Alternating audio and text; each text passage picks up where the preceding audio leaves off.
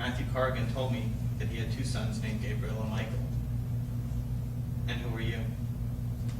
The ghost hesitated, then raised the veil covering his face. He was a tired-looking older man with thinning hair and very pale skin. Even his brown eyes seemed to have lost most of their color. I'm the museum director. When I woke up that first morning, the keys to the museum and some paperwork for a new installation had been left in my apartment. A bill for a new display cabinet was in the folder, and my name was at the top of the page. The man closed his eyes as if reciting a sacred incantation. Mr. T.R. Kelso is my name. At least that's what the document said. How did you manage to survive? I hid in the museum during the first wave of fighting and remained here during the different regimes. So far, we've had one empire, 2 kings, and various generals.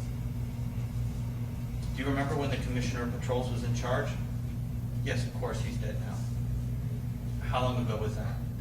We don't have clocks and calendars here. I know that, but does it feel like a long period of time? It was recent, Kelso said. The current leader is called a judge, but there have never been any laws here on this island.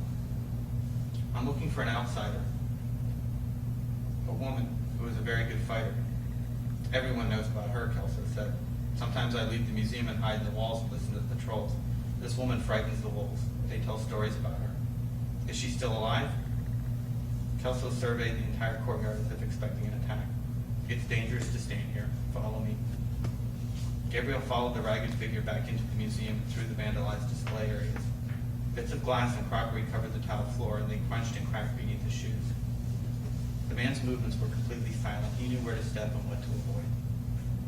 Finally, they reached a room with a mural that showed men and women in blue overalls working the levers of enormous machines.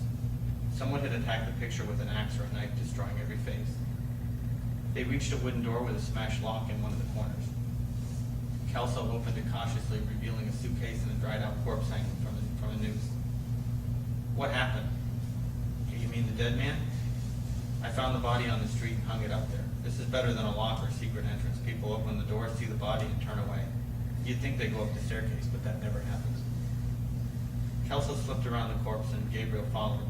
They climbed up a circular staircase that ended at the top of a tower with a stone balustrade. It was a perfect place to survey the island, the shattered buildings, the overgrown parks, and the dark river.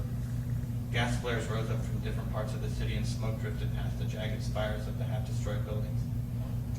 In the beginning, this really was a museum. Historical exhibits were on the ground floor, and works of art were displayed on the first-floor gallery. Whoever designed this place paid a great deal of attention to the details.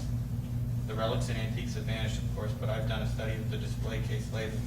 All of them are very specific, mentioning the 12th era or the 3rd regime.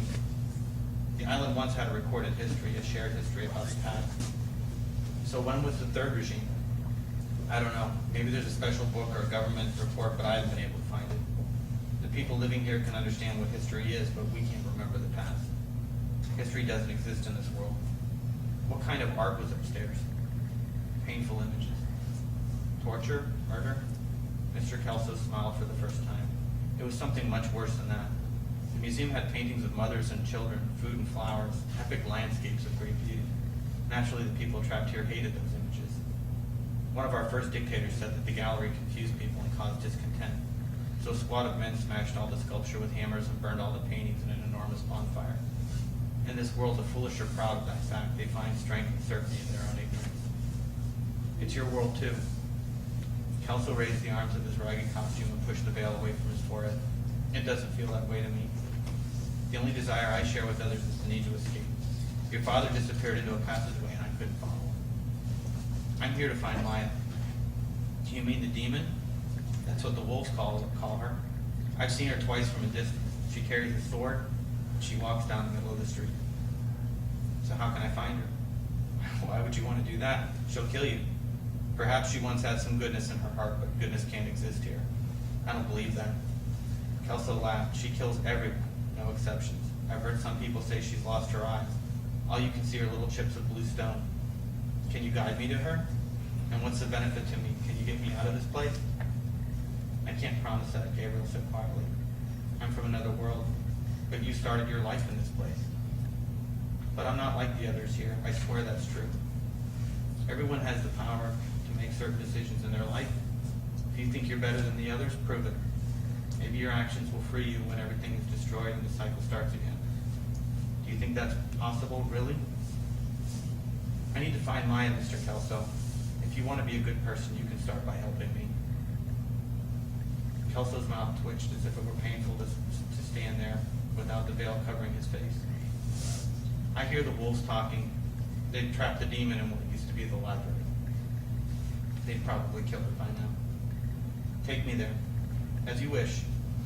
Kelso lowered the veil over his face and started down the stairs. You remind me of your father, Gabriel. What do you mean? He didn't lie to me.